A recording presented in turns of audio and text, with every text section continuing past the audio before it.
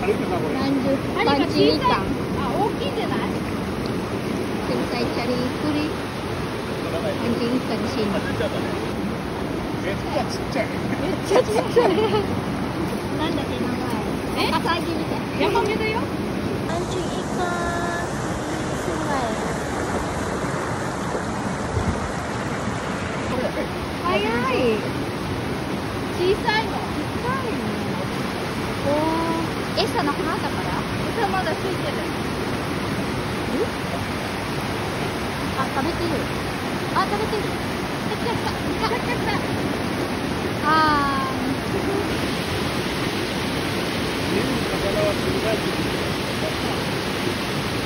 おー。よくそんなちっちゃいのね。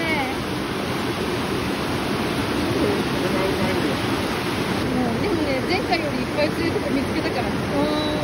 痛いね。森さんとこもね、この間一緒に。あー。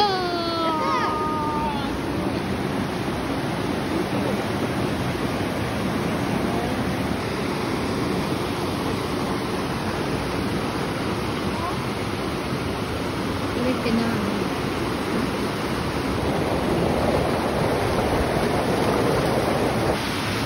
いるね、いっぱい。ちっちゃいね。